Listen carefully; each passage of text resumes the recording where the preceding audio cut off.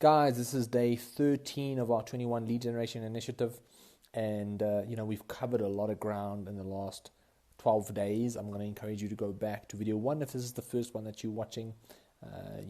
If you're a business owner interested in learning about lead generation and how you can generate leads for your business, then maybe start at video 1 and work your way up, because all the content is curated.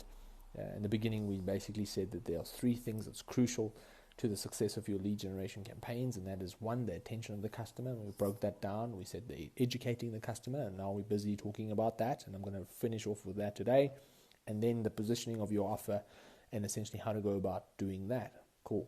So over the last couple of videos, the last 3 or 4 videos, we've talked about the lead nurturing process, where the education is kind of coming from. You need to ensure that the customer understands the value of this product, and so that the price is also justified, correct? And we talked about the different lead magnets that you can use. We've talked about the logical decision-making process, the emotional decision-making process. Today I want to talk about, if you're going to be doing lead nurturing, if you're going to be nurturing your leads, why it's crucial to automate the process. And I'm just going to dissect, what we do and what systems we use and what tools we use. So from my side, if I have to kind of give you an example, we get about 120 people a day downloading our ebook. Now, that's 3,000 to 4,500 people a month, right? That we are getting into our database. Now, if we want to nurture these leads, imagine I had to do it manually. I can't send 120 emails manually every single day. That'll be impossible to do.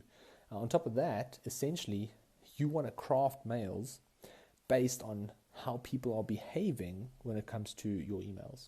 So you want to set contingencies. You want to set contingencies or if statements in place, to ensure that someone is actually receiving your communication. So if someone is not opening up an email, maybe sending a follow-up email, the exact same one, and just to say, hey, did you get this email? Because I noticed you haven't opened it. Essentially, that's really crucial. You don't have to say, I noticed that you opened it, but you do know you didn't, because the software tool will pick that up for you, and therefore you can put a contingency in place to ensure that there's a follow-up. Now, these things are not stuff that you can do manually. It'll be impossible to do, and that's why you need an automated system to do the heavy lifting for you, right? So from my side, I think I want to talk about, we've now discussed why it's important to automate this, and I'm going to talk to you a little bit about, how we go about doing it. So we have, call it if statements in place. So if someone didn't open an email, we send a follow-up email that's very passive and saying, look, I'm not sure if you got, and it's usually like a wait time of 2 days. So you can put a delay on the follow-up email. So it's a matter of saying, hey, we noticed that you didn't, we were not sure if you got the first email from us. Essentially, we thought we might just send it again. Hope you don't mind. Here it is again below or whatever. And essentially what that does is it just increases the probability of someone now opening that mail with the lead magnet or the high value content or your educational piece attached to it, right? Or in it, actually. And that's what you want. You want to increase the probability of people learning more about the product. And where a lot of businesses make the mistake is that they use MailChimp, for example, and they would just send 3 automated emails. 1, thank you for the ebook. 2, did you know? 3, frequently asked questions, for example. And then lastly, the offer again. So they would just send 4 mails, hoping for the best. But they have no clue whether someone has opened it or not, whether someone has received it or not, whether someone has actually clicked on the link or not.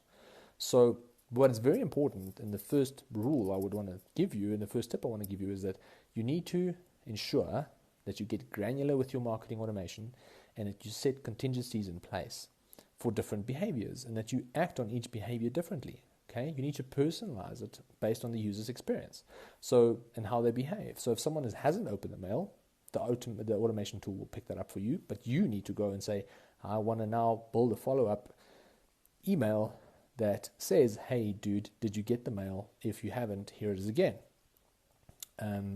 If someone has clicked on a link of an email, but they didn't take the necessary action that you wanted them to on the website, now you have a follow-up to entice them again in order to take that necessary action.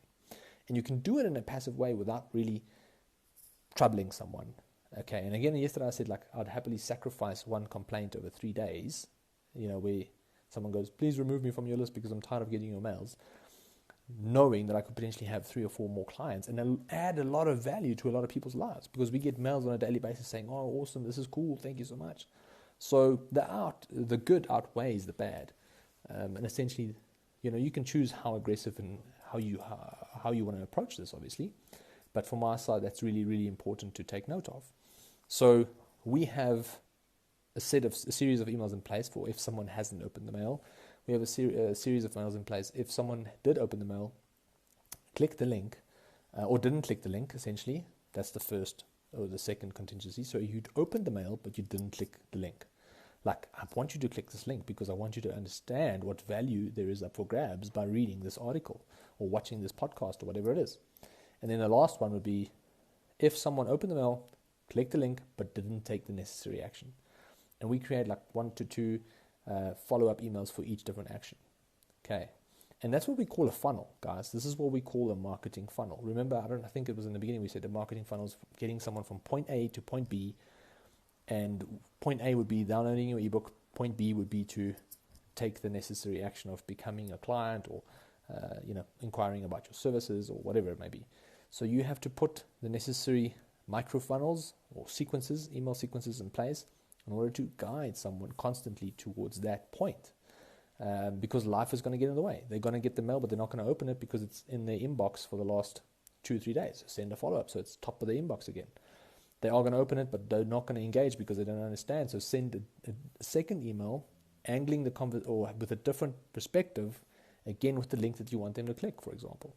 And the last one is like, hey, we noticed you click. Well, you don't say that, but you notice they click. But essentially, you want them to take action. So you make it more attractive. You find ways to appeal to that emotional, logical side of the brain that gets them to take the necessary action.